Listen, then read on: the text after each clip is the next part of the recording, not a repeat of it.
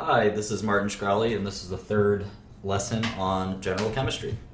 I think I should have a theme song or something that I can play now, but I don't. Instead, we're just going to do chemistry. This lesson is on stoichiometry. We're on chapter 3 of the Zumdahl and Zumdahl General Chemistry book. Let's see here. Get my stylus working. We can get started. This is a very important chapter. It's amazing how quickly chemistry builds from extreme basics to extreme complexity. And that's a lot of fun. So let's see. Chapter 3, Stoichiometry. It's a funny word, isn't it? Stoichiometry. And this is pages 781 to 137. That sounds like a lot, 56 pages. It'll take us about an hour or two. So buckle up and enjoy. So what the heck is stoichiometry anyway? Well, it's a study of the quantities consumed and produced in chemical reactions.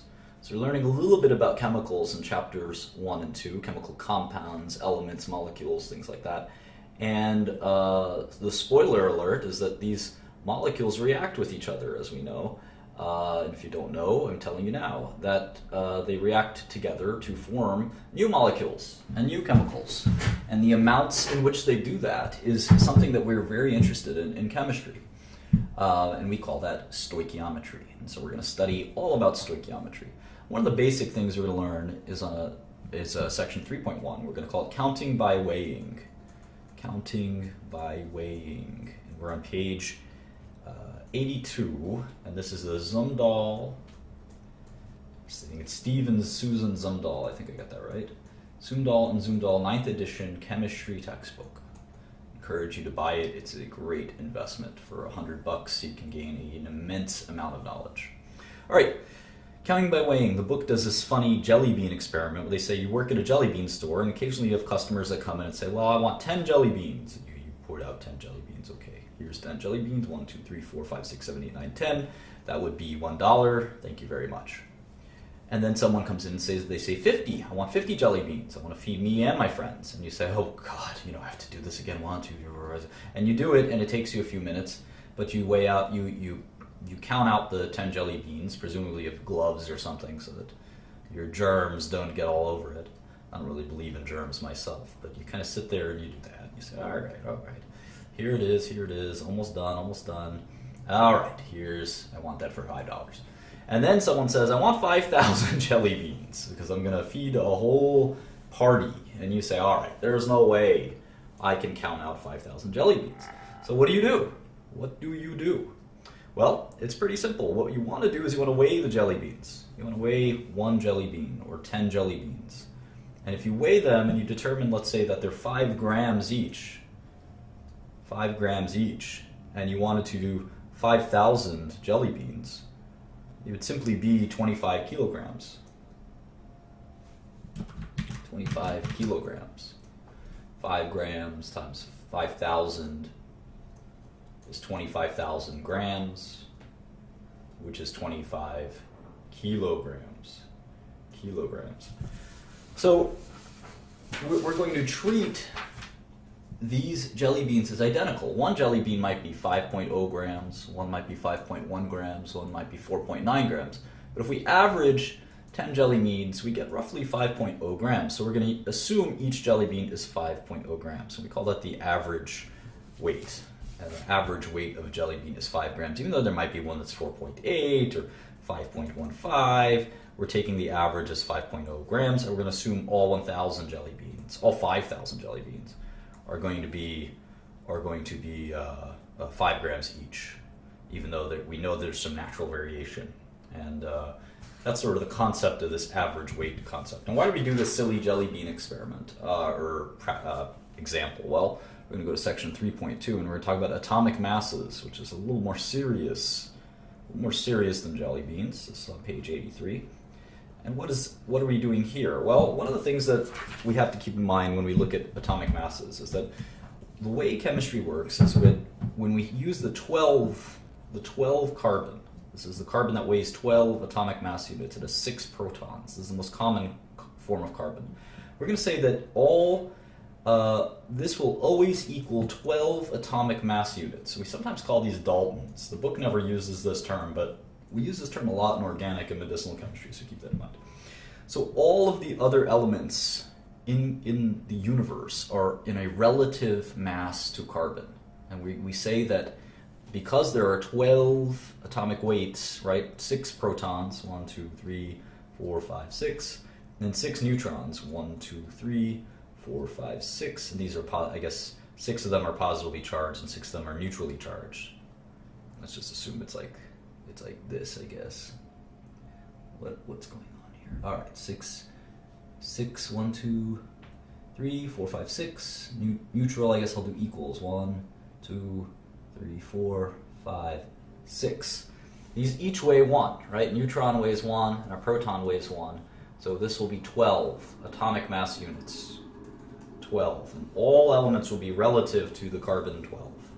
And we'll talk more about that in a second. So how do we weigh these things to begin with? Well, there's an important tool we're going to learn and use later, called the mass spectrometer.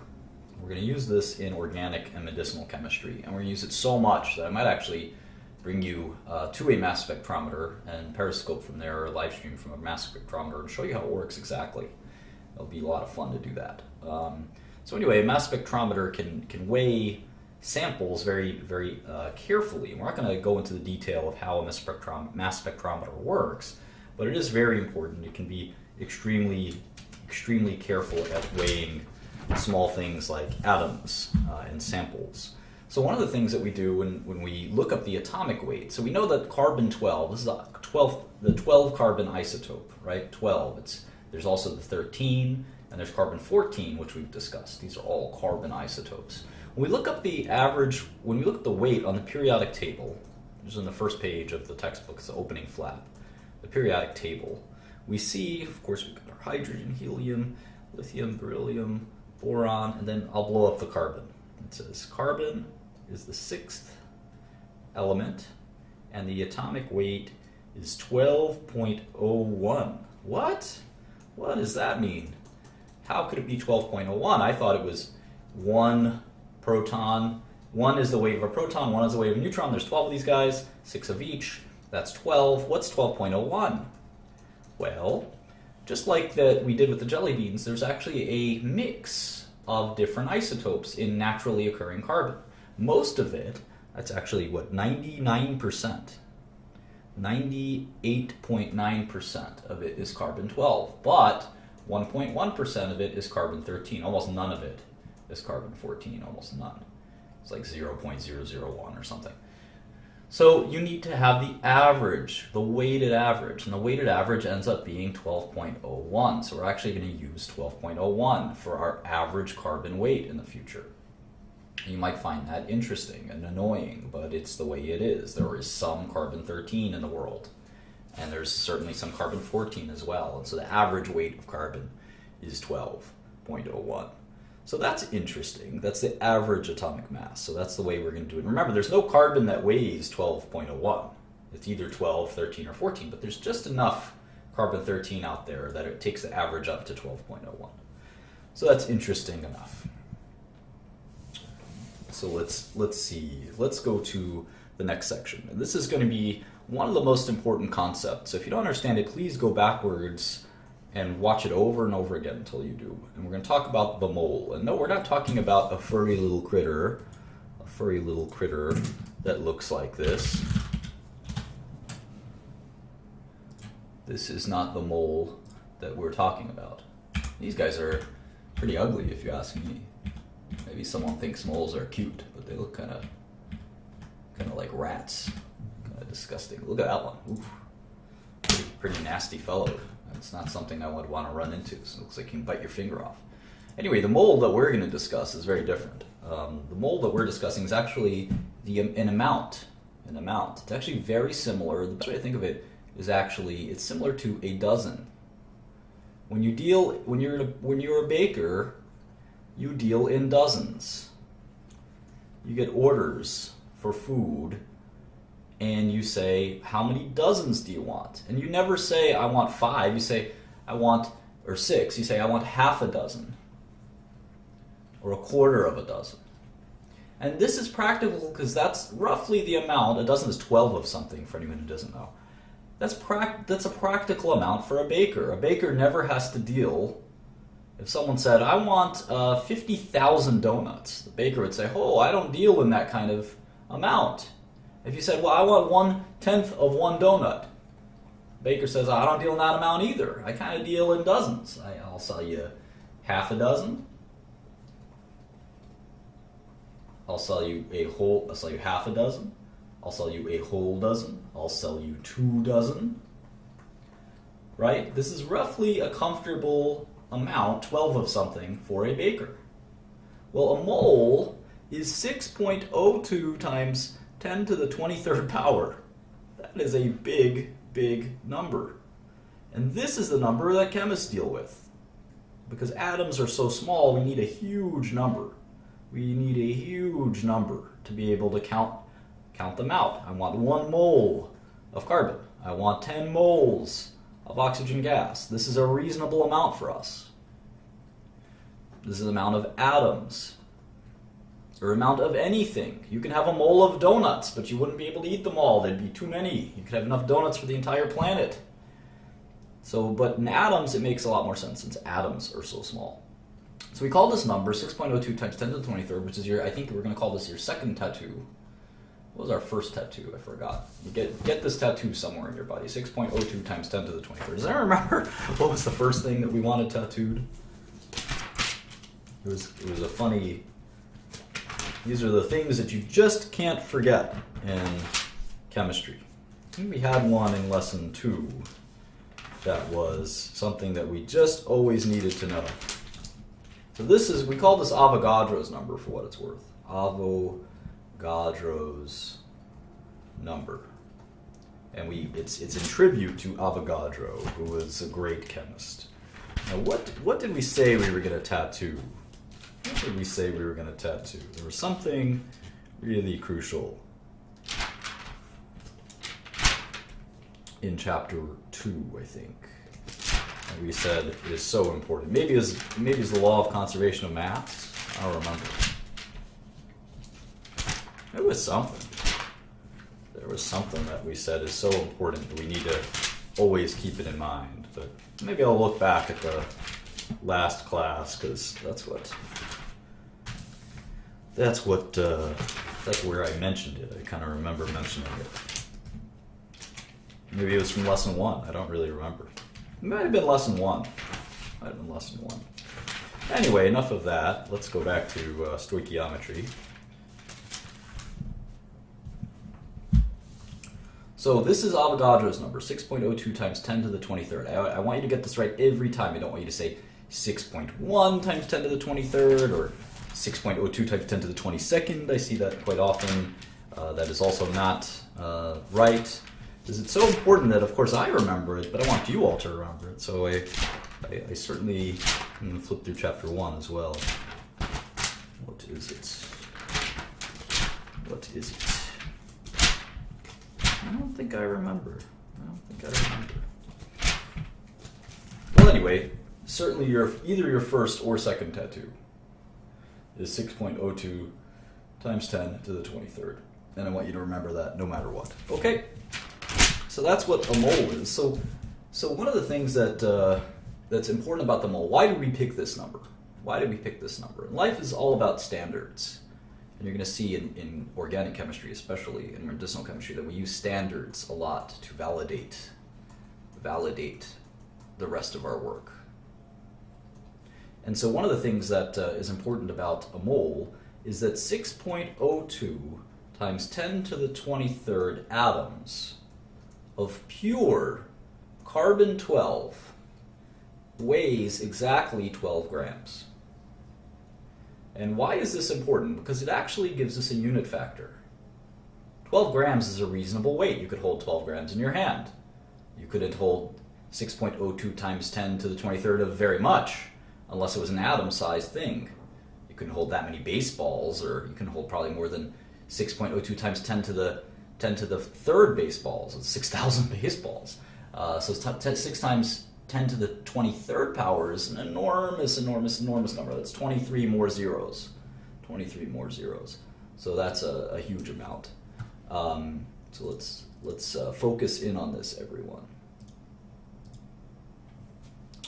So 12 grams is a reasonable kind of human weight. And what's cool is that you see that this is carbon 12. So it's 12 atomic mass units. 12 atomic mass units. I meant to make that a parentheses, not a C. Let's see. Maybe we could do it again. A little closer.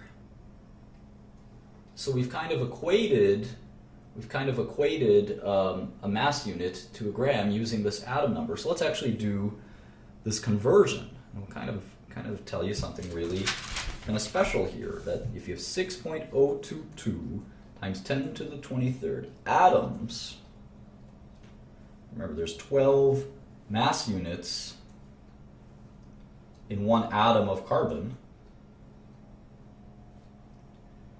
And cross these things out. And remember, this is all equal to 12 grams. We know that. So we'll actually say that this is sort of fascinating. We can divide both sides by 12. 6.022 times 10 to the 23rd mass units is equal to 1 gram. So this, why is this interesting? It's because it tells us that if we have 6.022 times 10 to the 23rd mass units, or AMUs, or whatever you want to call them, Daltons, of any element, let's say it was oxygen, what would that be equal to in grams? Well, the atomic weight of oxygen is 16. So this many atomic mass units of oxygen would give us 16 grams. This many atoms of oxygen.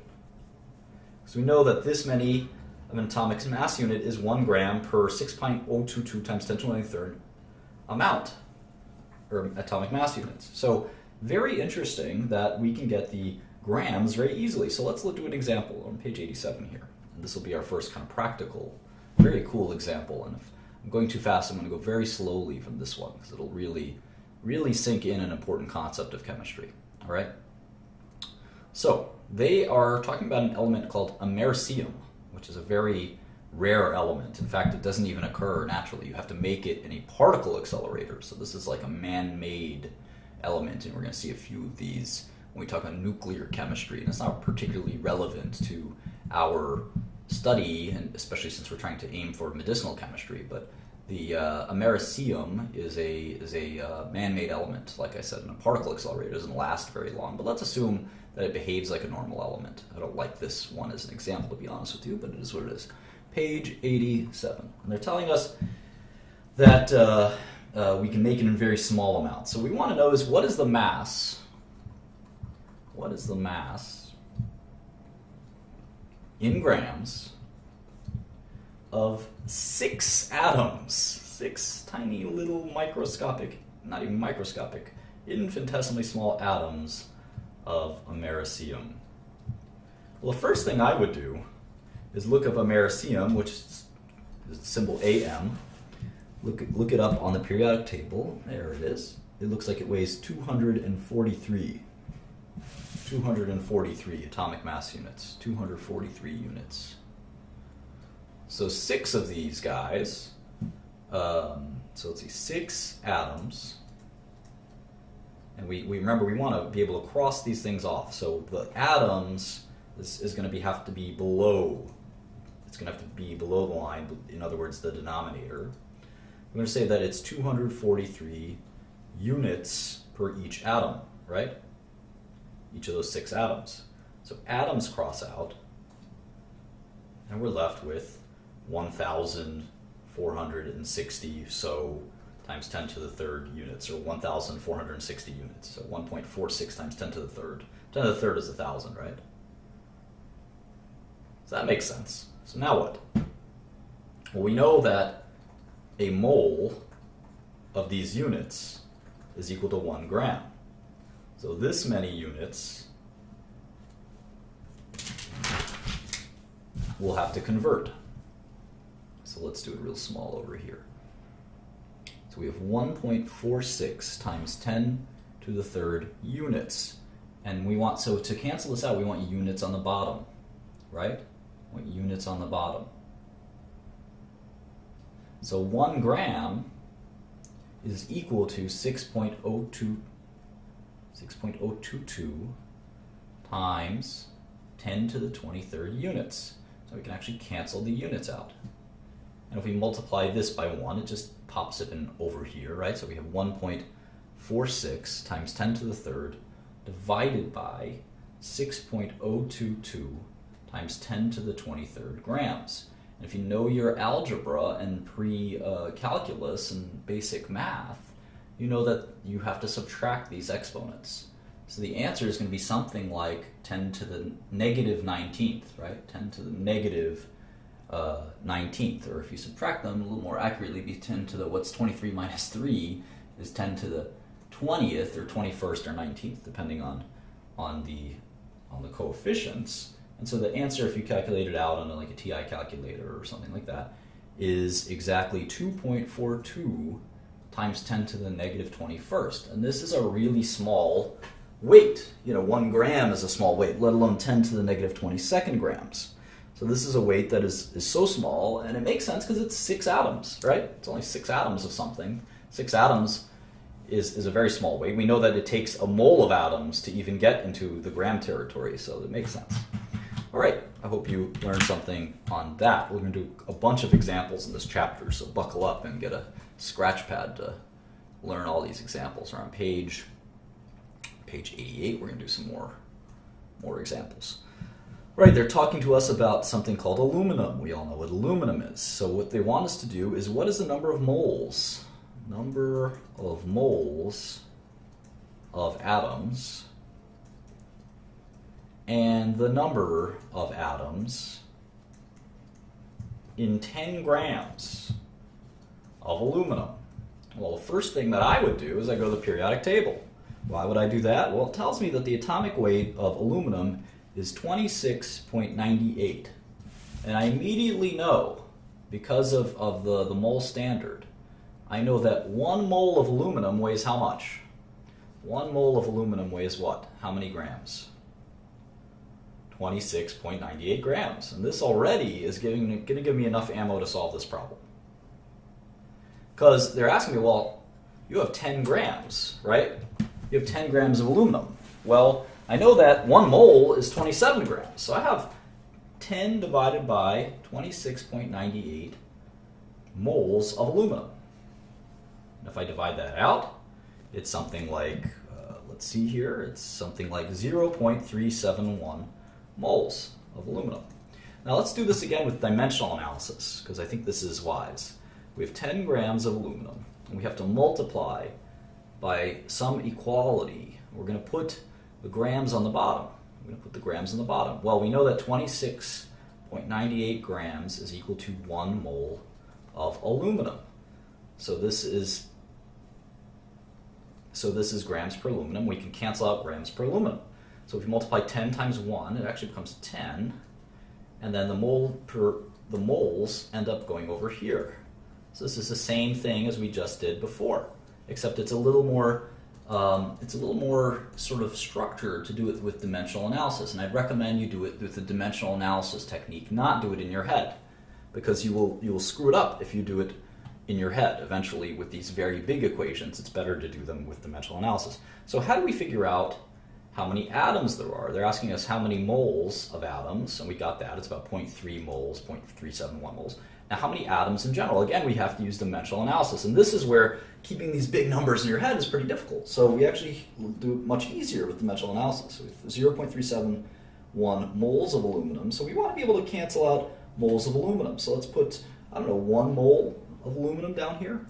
1 mole of aluminum. How many atoms are in 1 mole of aluminum? Well, there's the same amount of atoms in 1 mole of anything. It's 6.022 times 10 to the 23rd. 6.022 times 10 to the 23rd. So we can cancel this out. We can cancel this out. And then what's simple enough here, this atoms, right, kind of goes here. And this is the new unit factor, the new unit that the answer will be in. Multiply these two bad boys, and we get an answer of 2.23 times 10 to the 23rd atoms. It's almost a mole. It's a third of a mole, so it makes sense that it's a third of Avogadro's number, right? But this would be a lot harder to do, I think, if you try to do it in your head as opposed to doing with dimensional analysis. All right, we're actually breezing along here. Let's try page 89. Let's try page 89. All right, a silicon chip has a mass of 5.68 milligrams. That's a pretty small weight. How many silicon atoms are there?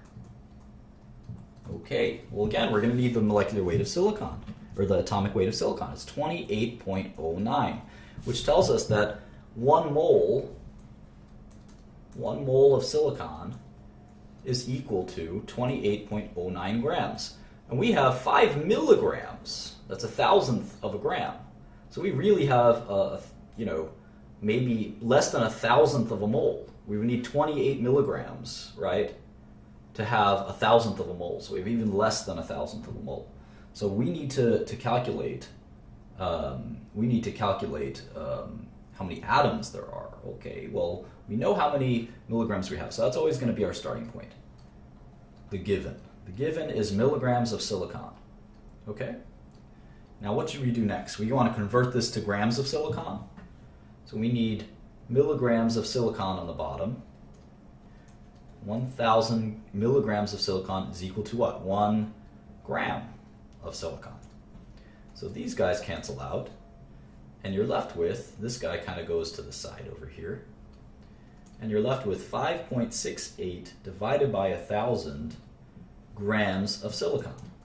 And if we reconvert this to scientific notation, we have to go backwards 1, 2, 3 times, or 0.00568, 1, 2, 3.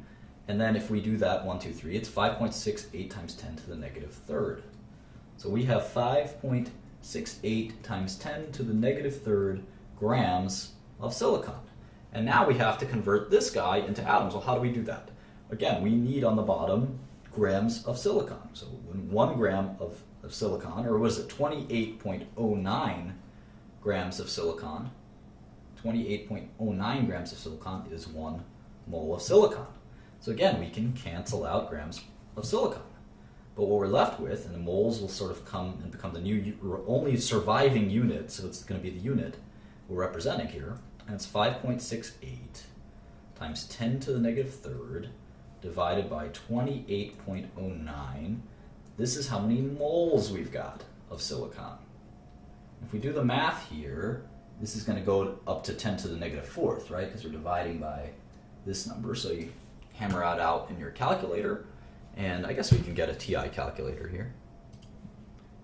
Or maybe the Wolfram Alpha.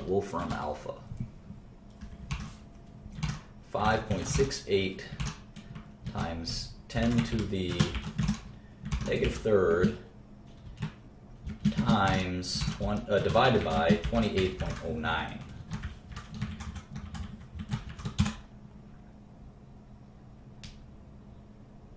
It's not doing us any favors, Wolfram Alpha. It's not doing us any favors. I want this in... Well, it is telling us it is 2.02, and there's three zeros before the decimal point. So in scientific notation, right, this is 2.02 times 10 to the negative fourth. So we have 2.02 times 10 to the negative fourth. So it's doing us a favor. It's just not putting it in scientific notation, which would be nice. 2.02 times 10 to the negative fourth moles of silicon. And you see we've done all these conversions. We've gone from milligrams of silicon to grams of silicon. We went from grams of silicon to moles of silicon. And now where do we need to go? We need to go from 1 mole of silicon to atoms of silicon. We know how many atoms there are in a mole of silicon. There's always 6.022 times 10 to the 23rd atoms in a mole of anything. So, moles per silicon cancel out. You multiply this very small number by this very big number, and that's how many atoms we have in the sample. And if you know how to multiply exponents, you know that we're going to end up adding these terms. And so it's going to be 12, or 1 point something, right? 1.22 times, and if you add these up, it's going to be 10 to the 20th. That's how many atoms there are in that sample. And this is reasonably close This is close to like 1,000th of a mole, and that makes sense since if it were 26 grams or 28 grams, it'd be a mole of silicon. So 28 milligrams is 1,000th of a mole, and this is about 1,000th of a mole. So this answer makes conceptual sense. We have to keep doing these because this is so important. This is so important. All right, cobalt. Cobalt is a cool little metal. It's a cool color. And they're asking us to calculate this, both the number of moles in a sample of cobalt that has 5 times 10 to the 20th atoms. We all immediately, in your brain, you should say, well, that's less than a mole. That's less than a mole, isn't it? A mole is 6.022 times 10 to the 23rd. You can just look at your tattoo. Just look at your tattoo and it says that. So the number of moles, it's going to be less than 1, right? And they want to tell us what the mass is. They want us to tell them what the mass is. Well, how much, what's the molecular weight of cobalt, or the atomic weight of cobalt? It is 58.93. So that's 1 atom. So 1 mole of cobalt is equal to 58.93 grams. Grams. That's going to be helpful, but let's take our given, because that's all we can do. We can start with the given, 5 times 10 to the 20th atoms. So we are going to have to multiply that by something where the denominator has atoms. Well, we can do that. Let's see. 6.022 times 10 to the 23rd atoms is 1 mole of cobalt, right? Right?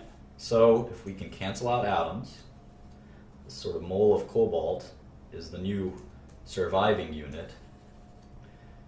This just comes here because it's multiplied by 1, a little algebra. So this equals 5 times 10 to the 20th divided by 6 Avogadro's number, 6.022 times 10 to the 23rd moles of cobalt. Let's see what that is. Wolfram alpha. 5 times 10 to the 20th divided by 6.022 times 10 to the 23rd. What do we get? It's 0.00083, so it's 8.3 times 10 to the 1, 2, 3, 4. 10 to the negative 4. 10 to the negative 4. Let's see. 8.3 times 10 to the negative 4. And what is this? This is moles of cobalt. So we already have the answer to the first part. This is how many moles of cobalt we have. We have a lot less than a mole of cobalt, and that made intuitive sense. We had less atoms than Avogadro's number. Now they wanted us to know the weight in mass.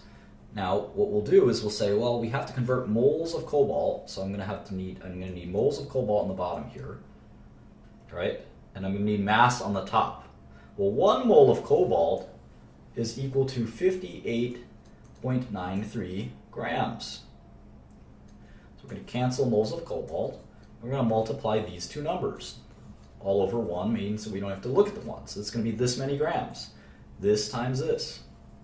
Well, again, let's go here. So if we have 8.3 times 10 to the negative 4th, 10 to the negative 4th, times 58.93, we get 0.0489, or 0.0489 grams. If you wanted to convert this, you could say it's 4.89 grams times 10 to the negative 2nd, or 4.89 times 10 to the negative 2nd grams. And that is the answer. All right, so that's enough calculating moles, but you can do that for fun. You can find a million different examples, and I encourage you to really master that. I wouldn't go forward in this course unless you really understood that, or you will be in big trouble and you will fail the course. So let's go to the next topic. This is page 90, molar mass. Molar mass. Well, this is a lot like the atomic mass, except we're going to do it in molecules. So good example of a molecule we're going to get to know really well in medicinal chemistry and organic chemistry especially is methane. Methane. I think cows burp and fart methane. So it's CH4. It's a hydrocarbon. Keep that idea in the back of your head. Hydrocarbon. It's made of hydrogens and carbons. So We all know that carbon weighs 12 and hydrogen weighs 1, but there's 4 of them. So the atomic mass is going to be roughly 16. But carbon's like 12.01, so it's actually going to be 16.04. 16.04 grams. So one molecule of methane is 16.04 AMU. AMU, not grams, AMU. Well, what about a mole? Well, since a mole of carbon is 12.01 grams, and 4 moles of hydrogen is 4 grams, this actually is grams. So if you have 1 mole of methane is 16.04 grams. So this is the molar weight or molar mass of methane. We sometimes call it the molecular weight as well. So let's do some work, as Rihanna would say, on molar mass. All right, we're on page 90 still. And they're telling us about a compound called juglone, which is a dye from walnuts and a herbicide. And the atomic or the chemical formula for juglone, it's an organic compound. It's C10H6O3. All right, well, carbon is 12.01. We've got 10 of them here. That's 120. It's at 120.1 grams. Or it's really, what is it? Grams per mole, isn't it? For each mole, that's the weight in grams.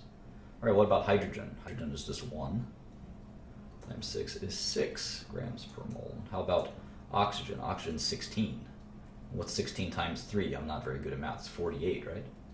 That's 48 grams per mole. So in total, the molar or atomic or molecular weight, not atomic, but molar mass or molecular mass is, let's do this,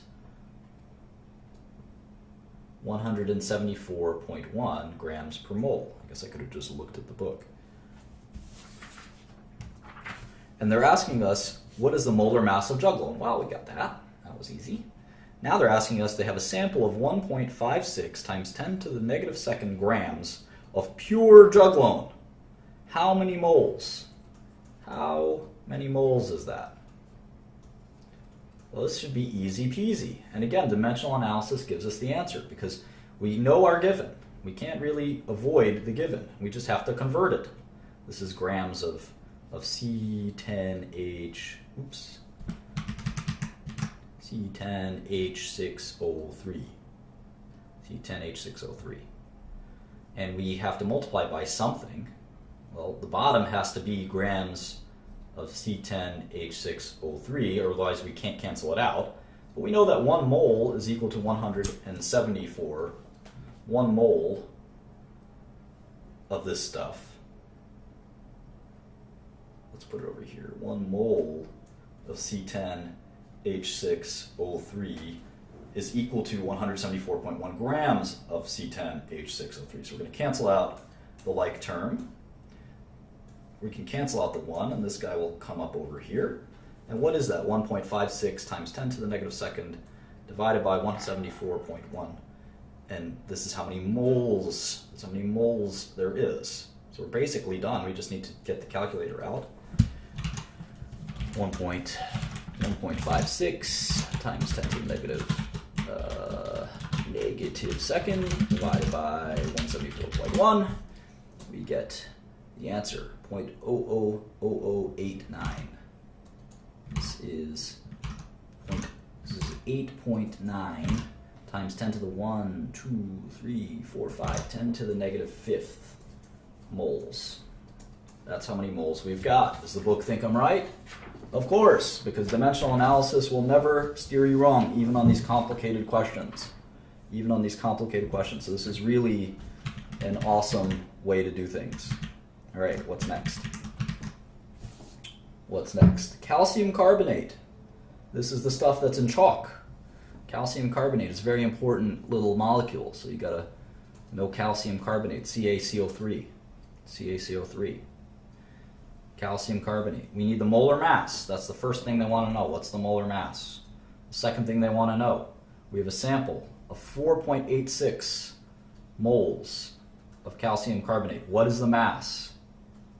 And then what is the mass of the CO3 2- ion in grams? Okay, so calcium, we have one calcium, we've got one carbon, and we've got 3 oxygens, right? We know this is going to be 12.01, this is going to be 16.00, and calcium we can just flip to the periodic table and it's 40.08. 40.08. So if we add all this up, 12.01, 48, 40.08, this is 900,489, 100.09 grams per mole. Easy peasy. So that's the molar weight. Let's do it in green, I think. 100.09 grams per mole. That's the molar mass. Okay, so we have 4.86 moles of calcium carbonate. Calcium carbonate. So we need to multiply this by something, say moles of calcium carbonate. Let's just say it's 1, and we're trying to get the mass in grams, so we know that the molar mass, 100.09 grams of calcium carbonate, is equal to 1 mole of calcium carbonate. You can think of these as, this is an equality, like 1 over 1. You can multiply anything by 1 and it's still the same thing. That's how we convert. So moles of calcium carbonate cancel with moles of calcium carbonate, and we're left with what exactly? 486 roughly grams of calcium carbonate. That's 4.86 moles. If each mole weighs about 100, and we've got about 5 moles, it makes sense that we've got about 500 grams of calcium carbonate. Now what about the calcium, this carbonate ion, CO3 ion? Well, if we just take the CO3 ion, we can see that the weight of the CO3 ion is 60.01 grams per mole, 60.01 grams per mole. And the calcium ion, the Ca2+, this is the CO3 2-, the Ca2+ ion is 40.08 grams per mole. So we want to understand what is the mass of the ions we've got. Well, this is pretty simple. I would say. We have 4.86 moles of that ion, don't we? We have 4.86 moles of the CO3 2- ion. We need to multiply that by this, 1 mole of CO3 2-, the molar weight, which is what, 60.01 grams of carbonate ion. This cancels with this, and we get the product of these two in grams, which is what? Just do it in your head, it's 290 something, right? 292 according to the book, grams of CO3 2-. So this was pretty easy and a lot of fun. We're almost, we're going pretty slowly here because this is so important, but we'll get there, trust me. This is so important that I think when I did this chapter once, we kind of skipped through it too quickly, and it wasn't a good idea. All right, isopentyl acetate. What the heck is that? Isopentyl acetate. It is a compound responsible for the scent of bananas. It's C7H14O2. I like bananas, and I like turtles. All right. Bees release 1 microgram. Microgram is 1 times 10 to the negative 6th of a gram. Bees release this much isopentyl acetate when they sting, and other bees join in the attack. So how many molecules are released in a bee sting? All right, well, let's set this up again. C is 12.01. We've got 7 of these bad boys. H is 14. H is 1. We got 14 of them. That way I can write down right now is 14.00. Oxygen is 16. We've got 2, so that's 32.00. This is the part I dreaded. This is 70, and 14 is 84, right? 84. 84.07. This is 8, 10, 0, 9, 12, 130.07, right? Well, hydrogen, they're saying, is 1.008. That's kind of annoying. So hydrogen ends up being 14.11. Why can't they just make hydrogen 1? It's because they're isotopes of hydrogen, I guess. So it's 130.18 grams per mole. That's the molar mass of isopentyl acetate. Now the rest is easy. We've got 1 times 10 to the negative 6th grams of C7H14O2. And we know that 130.18 grams of C7H14O2 is in what? 1 mole. Well, we got this upside down, right? It's not going to cancel unless we do it the other way around.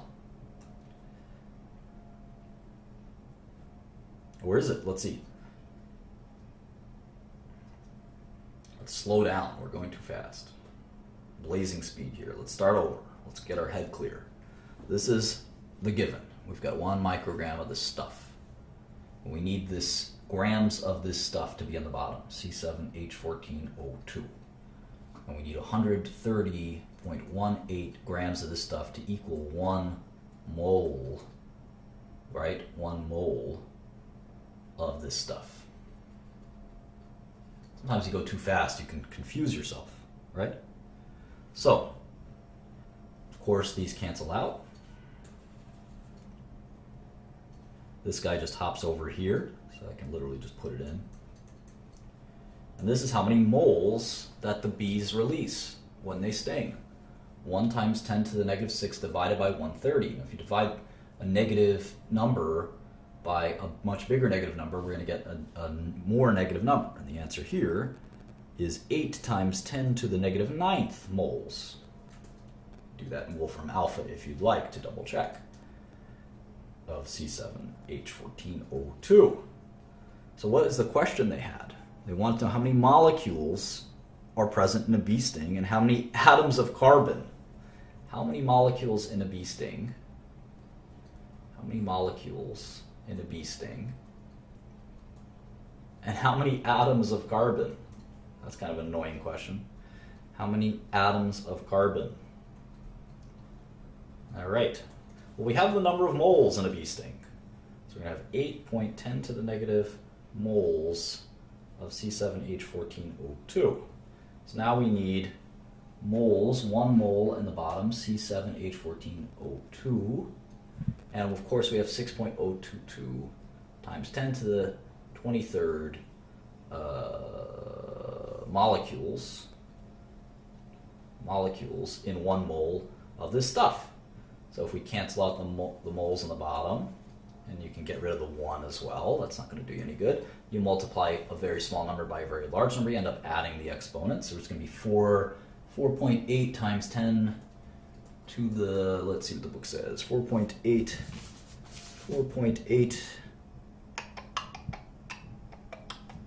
times 10 to the 15th, times 10 to the 15th molecules. That is how many molecules are in a bee sting. Now, how many carbon atoms are there? This is kind of a trick question. This is kind of a trick question.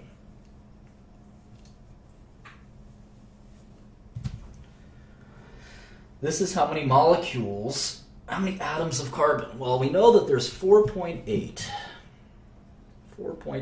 times 10 to the 15th molecules of isopentyl acetate, right, in a bee sting. So that means, remember, in each molecule of isopentyl acetate, there are 7 carbons. So if we multiply by 7, well, 7 times 5 is about 35, right? So 3.5 times 10 to the 16th carbon atoms. Kind of a trick question, but pretty easy. All right, so that's enough on that. 3.5 we're going to skip. 3.5 is called Learning to Solve Problems. I am teaching you how to do that, so I don't think you need to read it. But if you have the book, feel free to read it. I don't think there's anything in there that is worth reading that you're not going to pick up just listening or reading any math class or science class or any kind of logic or philosophy class. So I think 3.5 you can skip. 3.6 is called Percent Composition of Compounds. This is going to be pretty easy. We're done with the hard stuff, I'd say. Percent composition of compounds. The rest of this chapter is easy stuff. We're going to glide through it, I'm telling you. Maybe take a quick water break.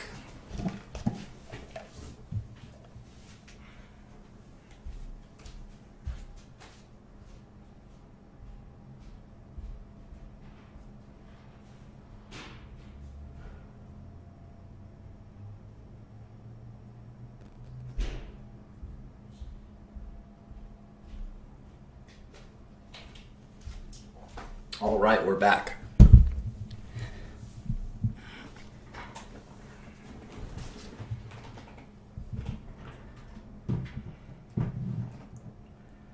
So let's consider ethanol, which I will be drinking later tonight when I watch the MMA fight. Ethanol is C2H5OH. It is the second hydrocarbon alcohol after methanol. We'll talk all about this stuff in organic chemistry. So the weight is, of course, C is 12. H, we have 6 H's. Keep that in mind. And then O, we've got one O. So this is 24, and 6 and 12 is 42. Did you get that right? Oxygen is 16. I knew something was wrong here. It's 46 grams per mole. Okay, so that's one mole of ethanol is 46 grams. Maybe I'll drink a mole of ethanol tonight. I think I'd die if I drank a mole of ethanol, would I? Well, it sounds like a lot. Maybe not. So the mass percent is another way to think of this. Mass percent. If you look at the mass percent of ethanol, carbon is what? Carbon is about 52%. Hydrogen is 13%, and oxygen is 34%. That's what we'll call the mass percent. The mass percent, which makes sense. Very intuitive, very easy. Like I said, this is quite easy. I skipped their first question. So how about determining 3.7? Determining the formula of a compound. This is a little trickier. We're going to introduce ourselves to reactions as well. We're on page 96, so we're almost done with this chapter. Not quite done, maybe another half hour. All right.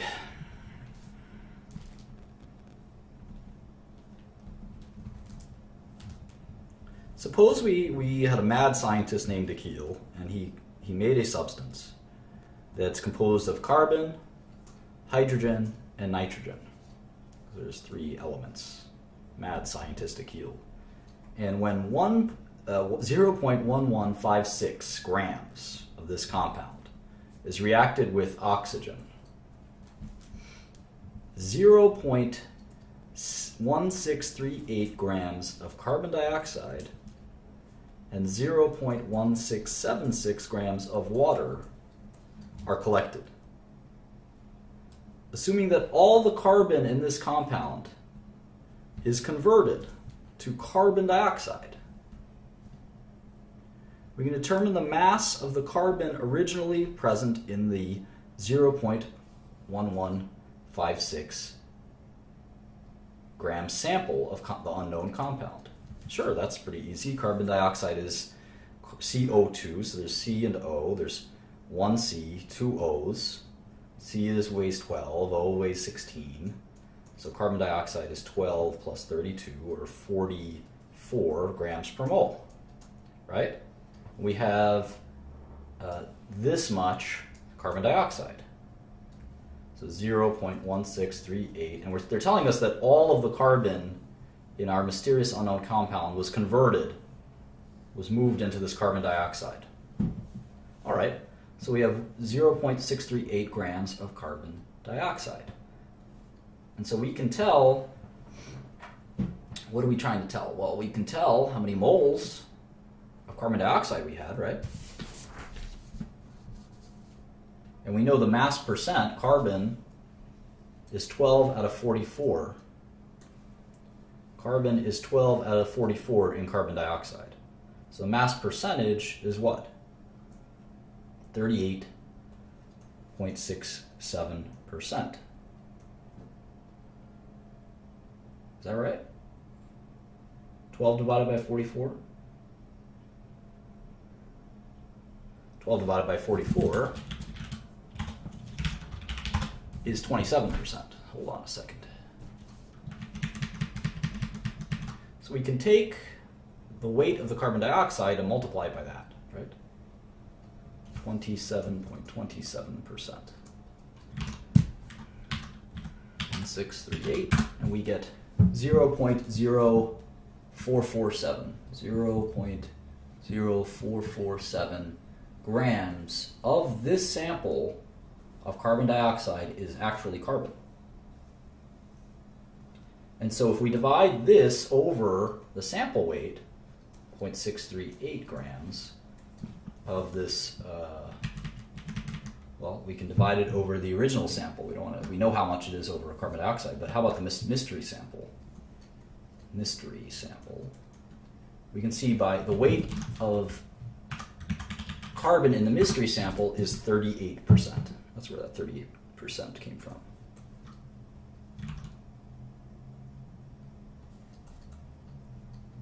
And I hope this makes sense to you. Let's retrace our steps real quick. They told us there's a mystery compound of 0.1156 grams, and it contains some amount of carbon, some amount of hydrogen, some amount of nitrogen. All of the carbon in the mystery compound was converted into carbon dioxide. All of it. So we can tell how much carbon is in this carbon dioxide, because we know that 12 out of every 44 in carbon dioxide is carbon. So about a fourth of this sample is the original carbon that was in the mystery compound. So carbon accounts for 38.6% of the mystery compound. Cool. So we can do the same thing with the rest of the samples.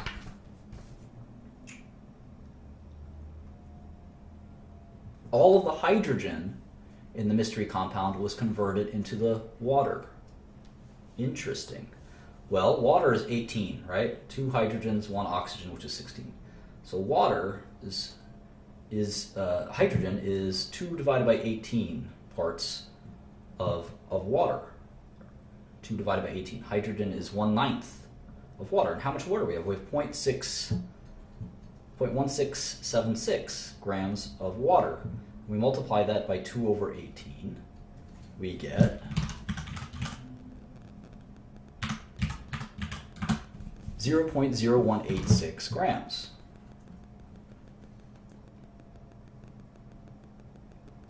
Of hydrogen are in the water and were originally in the mystery sample. So if we divide this amount by the mystery sample, which we just did with carbon, we get 16%, 16.2%. Let's do that now. 0.86 divided by 0.1156, about 16%.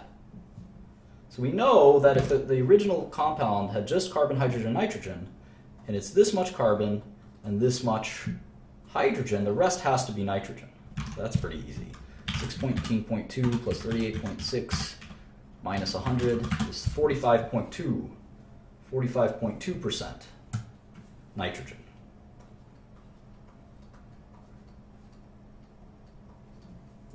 Let's assume we have 100 grams of each.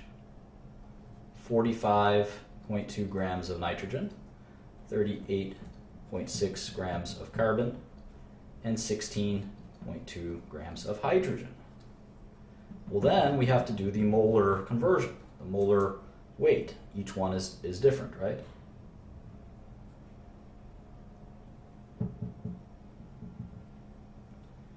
Nitrogen weighs 14. Hydrogen weighs 1. Carbon weighs 12. So if we divide all of these, what we end up getting, let's do 45.2 divided by 14, it's about 3.2 moles. Because 1 mole of nitrogen weighs 14 grams. So we have 45 grams, so it's about 3.2 moles. How about carbon? 38.6 divided by 12 is also 3.2 moles. How about hydrogen?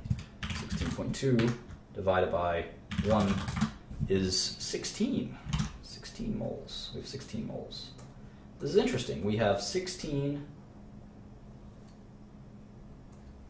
3.2, and 3.2. So we know the formula of this mystery compound is going to be in this ratio. And this is the law of multiple proportions. Compounds will be in whole numbers, if you remember from chapter 1. They'll often be in these easy to add up and divide and subtract whole numbers. So is this easy to add up and subtract and divide? Yeah, because carbon, there's one atom of carbon for every atom of nitrogen. And for hydrogen, there's what, 4? Is that right? 5? Let me do this division. It's about 5. There's about 5 hydrogens for every carbon and nitrogen. So the formula of this mystery compound is CnH5, or CH5N. That's what we're going to call, it may not be the final formula, right? Because this compound could be CH5N, or it could be, theoretically, it could be C2H10N2. Or it could be C3H15N3. Could be any of those things. And we call this the basic formula from when we arrive at all this. We call this the empirical formula. Empirical formula.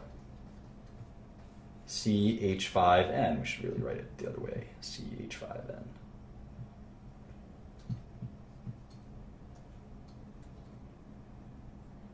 But it could also be C2H10N2 or C3H15. We can't determine this. We can't really determine this without knowing the molecular weight. It could be any of these things. You can determine it using different kinds of experiments, right?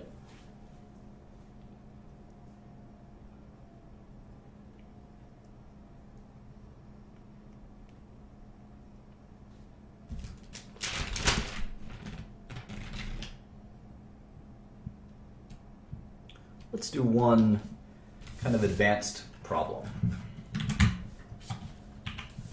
We'll zip through the chapter on page 100.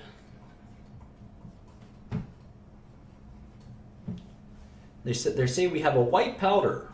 I have a friend named Billy that knows a lot about white powders. There's a white powder, and it has 43.64% phosphorus and 56 equals 100, right? 56.36% oxygen. The molar mass of the compound is 283.88 grams per mole.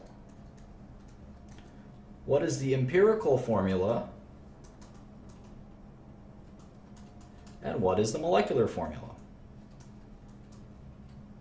Well, we immediately know oxygen weighs 16. We put that in the back of our head, right? Each atom of oxygen is 16 mass units, and 1 mole of oxygen, 16 grams. How about phosphorus? I know a lot about phosphorus. It's 30.97. So I scrawled that 16 pretty poorly here, so erase it. 16.00. All right. So how do we get started? Well, we know this thing's slightly more oxygen than phosphorus, right? But how do we get that squared away? Well, let's see. Maybe we can see how much 100 grams of this stuff. Let's say we had 100 grams of this stuff. It would be 43.64 grams of it would be phosphorus. And we know that 1 mole of phosphorus would be 30.97 grams. So grams of phosphorus cancels out. This is 43.64 moles of phosphorus over 43 over 30 is how many moles of phosphorus there are in 100 grams. 100 grams of this mysterious compound, which we know is some kind of PO combination. We just don't know how much. Okay. So the answer is 1.409 moles of phosphorus in a 100 gram compound, or 100 gram compound. Let's do the same thing here. In a 100-gram compound, 56.36 grams of it will be oxygen. We have the same idea. 1 mole of oxygen is 16 grams of oxygen. So 56.36 divided by 16 is how many moles of oxygen would be in this. So 3.523 moles of oxygen. Now, if in this 100-gram sample, we have 3.5 moles of oxygen to 1.409 moles of phosphorus. Is that a ratio? Is that a basic ratio? Let's add it up. Oh wow, it's equal to almost exactly 2.5. 2.5. So there's 2.5 moles of oxygen for every 1 mole of phosphorus. So the formula is probably something like this. O5 P2? Or P2O5 more likely, is what we would write it. P2O5, that's the empirical formula. This is the empirical formula. Well, what is the weight of P2? It's, well, let's see, 31 plus 31 plus 16 times 5. Well, I could just do 16 5 times, not too hard. Is 142. Well, we know that the molar weight is actually 284, which is double 142. So the real formula is P4O10. That is our mystery compound, P4O10. Pretty cool, huh?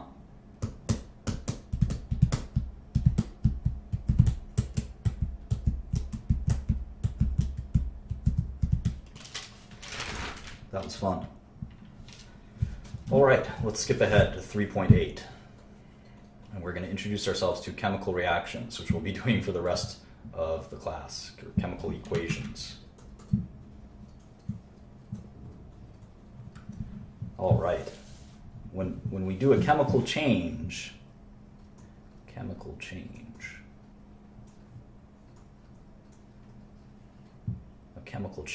what are we doing? We're actually reorganizing, right? Reorganizing.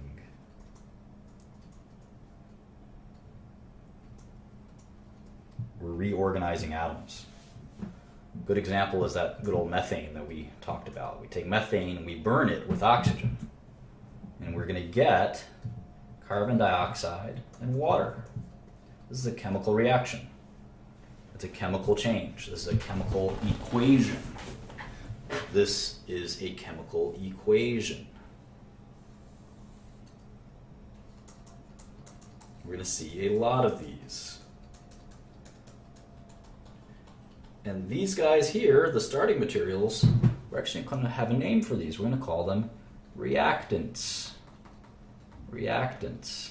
And the final result, we have a name for it called products. It's a product of the reaction. These are products. Reactants, methane and oxygen. Products, carbon dioxide and water. Very simple. The bonds have been broken. The C with the hydrogen, you can see that they break these bonds. It's almost like snapping them. You can think of them as snapping those bonds. Crack, crick.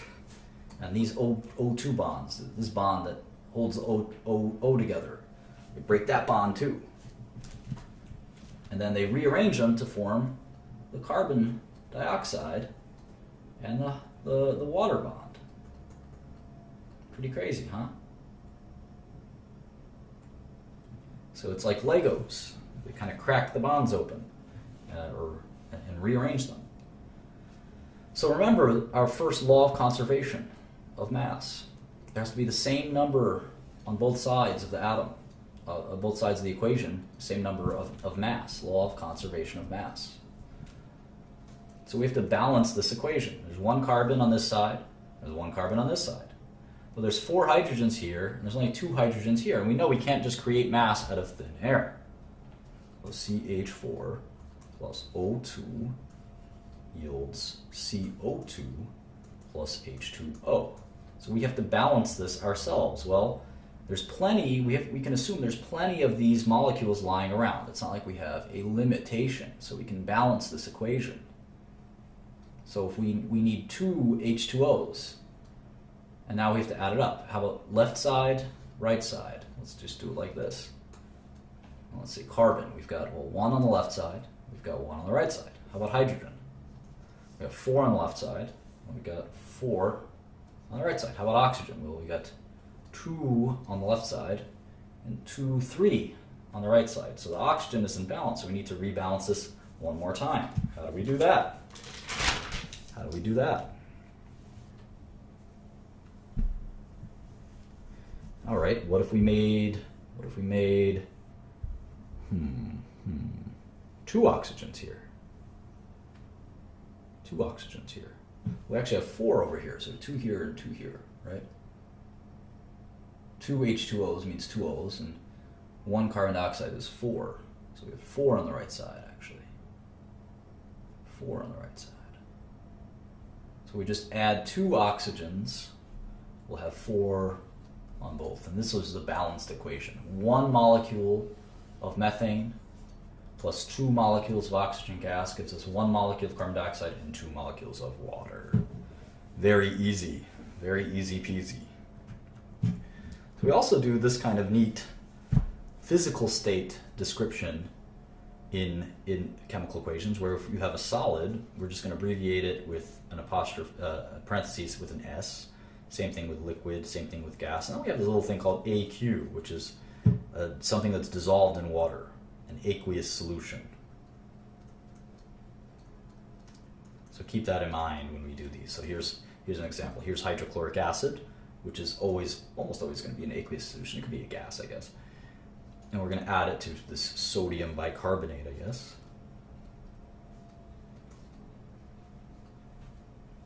And this will yield, that's a solid, that's a powder. This will yield carbon dioxide gas, water as a liquid, and salt as an aqueous, dissolved in an aqueous solution. So that's how we kind of describe this stuff. Very important. You're going to see that often. All right. So balancing equations is pretty simple. It's pretty simple. I don't think we need to go through that too carefully. I think we are smart enough to balance equations. So let's start to close out the chapter with 3.10. Stoichiometric, love that word. Stoichiometric calculations. Right, here's a tough problem. What mass of oxygen will react with 96.1 grams of propane? Well, propane is C3H8. Oxygen is O2, and it'll yield carbon dioxide and water. This is a combustion reaction. It's very typical. This is water as a gas. Carbon dioxide, of course, is a gas. Oxygen, almost always a gas. And propane as a gas. So this is balanced, right? We've got 3 carbons here, 3 carbons here. We've got 8 hydrogens here, 8 hydrogens here. Oops. We've got 10 oxygens here, and 6 plus 4 is 10 over here. All right, so we know that propane is going to be what? C3 is 3 times 12 is 36, and 8 makes 44. 44. Is that right? Yeah, 44. All right, so we have 96.1 grams of propane. 96.1 grams of propane. And we know that 1 mole is 40, what do we say, 44, right? 3 times 12 is 36, plus 8 is 44. 36 plus 8 is 44, yep.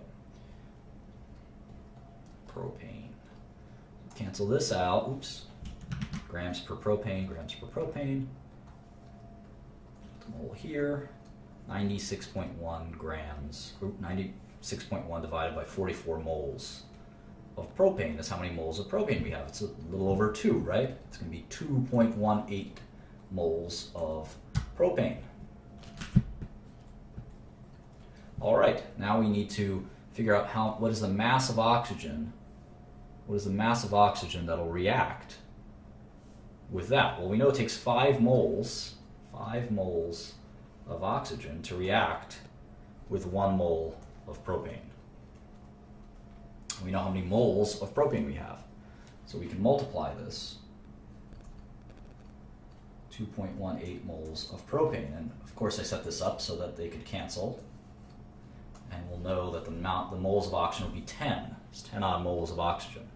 10.9 moles of oxygen. And we're almost done. This is easy because we know a mole of oxygen gas is 32. A mole of oxygen, monoatomic oxygen, is 16. So a mole of oxygen gas is 32. And so 10.9 moles of something that weighs 32 is going to be 349 grams. And that is the answer. If you need help with that last one, I mean, it's a simple dimensional analysis step, right? 10.9 moles of O2. Let's see, 32 grams per 1 mole of O2. Cancels, 349 grams. Pretty easy stuff. All right. Are we done? Should I bore you some more? Let's do one last section. Hey, Jamie. One last section. Maybe I'll play a League of Legends game after this. The concept of the limiting reactant.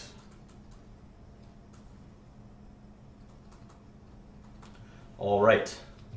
Let's say you work at a sandwich shop and you have 2 slices of bread you need for a sandwich, right? And you need 3 slices of meat. You can't do anything less or more. 3 slices of meat.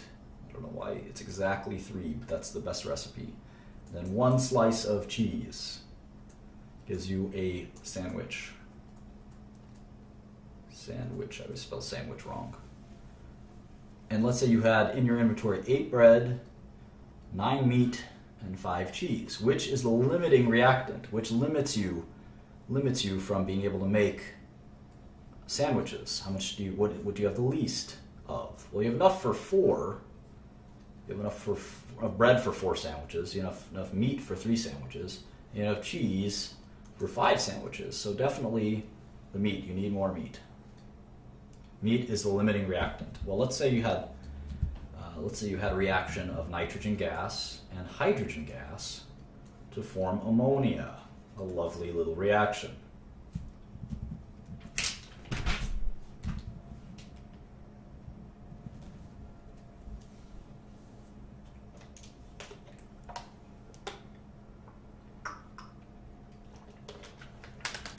Let's say you had 15 molecules. We're just going to deal with molecules.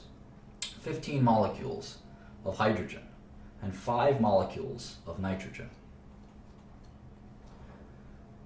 How many ammonias could you make? Well, if I had 15 and I had 5, I could make, I don't know, let's see, how much could I make?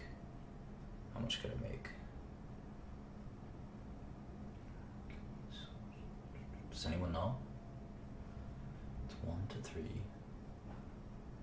No, it's at 5 to 15, right? 5 to 15. 5 nitrogen, 15 hydrogen. I'd be able to make 10 ammonia, right? 10 ammonia. 10 ammonia. And this is, I'd have, which one is limiting? Well, they'd all be used up at the same time. And this is what we'll call the stoichiometric mixture. When it's the exact match of reactants you need to make the product. And so that it's balanced.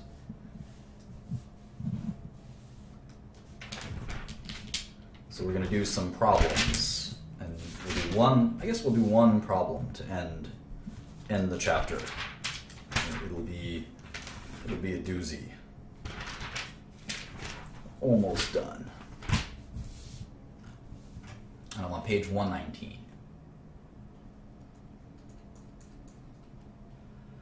Nitrogen gas can be prepared by passing gaseous ammonia, NH3, as a gas,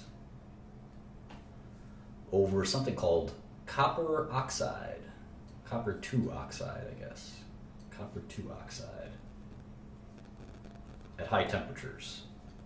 We get nitrogen, we get copper, we get water. All right? If we have a sample of 18.1 grams of ammonia and 90.4 grams of copper oxide, what is the limiting reactant? And how many grams of nitrogen will be formed? Those are our two questions. So this is really a practical question, right? We're not playing around anymore. This is a really practical question. All right, so let's do the math. We have 18.1 grams of ammonia. So we're going to need grams, we're going to need 1 mole of ammonia. You know what's going to happen here. 1 mole of ammonia is equal to what? How many grams? Well, N is 14, and H is 1, so it's 15, right? 15. 1 mole of ammonia is 15 grams of ammonia. 15 grams of ammonia. So grams per ammonia cancel out, and we're left with 18.1 over 15 moles of ammonia. A little less than 1 mole of ammonia, right?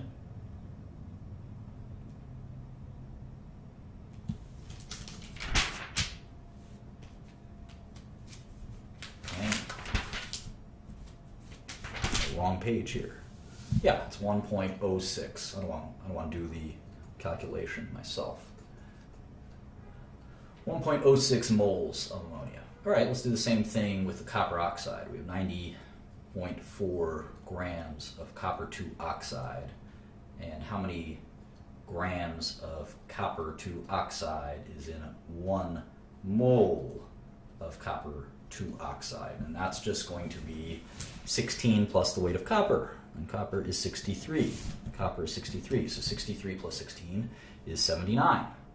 It's actually 79.5 if you do it exactly. So copper oxide grams cancel out. This 1 disappears. 90.4 over 79.5 moles of copper oxide. So we have 1.14 moles of copper oxide. So look at that. We've got more moles of copper oxide than we do of ammonia. And we need 1 mole of ammonia and 1 mole of copper oxide to do this reaction. So who's the limiting reactant? We have less, right? We have less ammonia.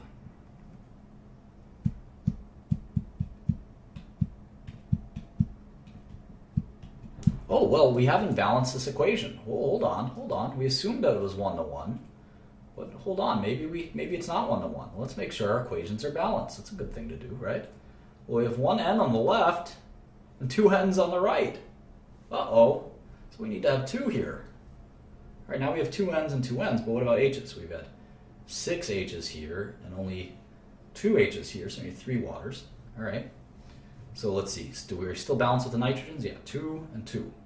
How about hydrogens? 6 and 6. Okay. How about copper? 1 and 1. Fine. Now just oxygen. We have 1 here and 3 here. So we need 3 here, and maybe just put the 3 here. So let's just triple check. Nitrogens, we got 2 and 2. Check. Hydrogens, we've got 6 and 6. Check. Copper, we've got 3 and 3. Check. How about oxygen? We've got 3 and 3. Check. Cool. All right, so it turns out that we need 2 for every 2 ammonias. We need 3 coppers. So we actually, 3 copper over 2 ammonia. 3 copper over 2 ammonia. So for 1.06 moles of ammonia,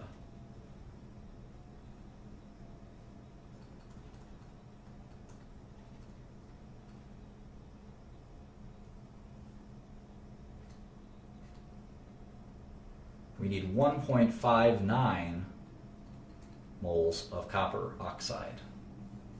That makes sense. It's sort of like 3-to-2 ratio. So a 3-to-2 ratio, if the 2 is 1.06 moles, the 3 ratio will be 1.5 something.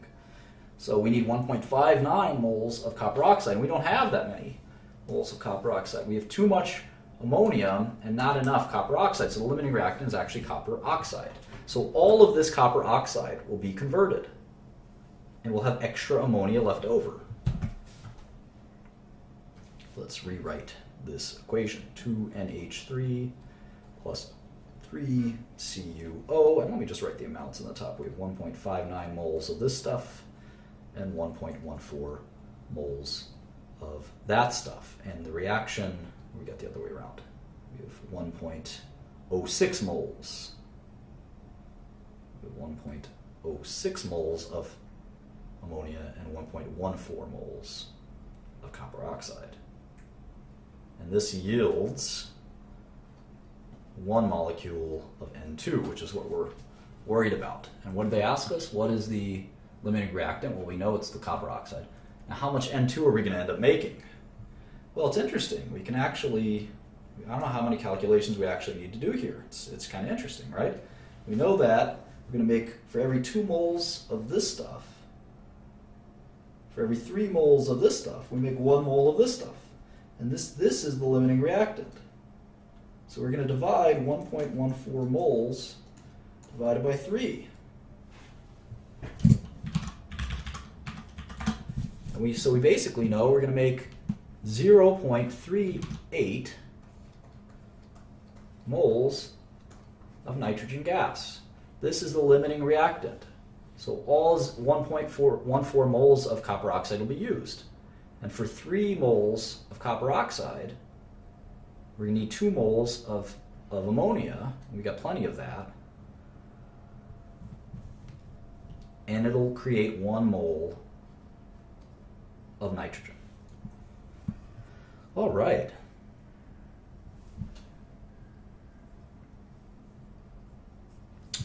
Cool.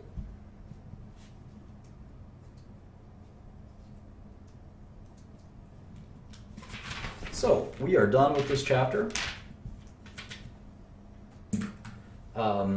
I encourage you to study it over and over again, just because we go through a lot, and it's going to be really, really important.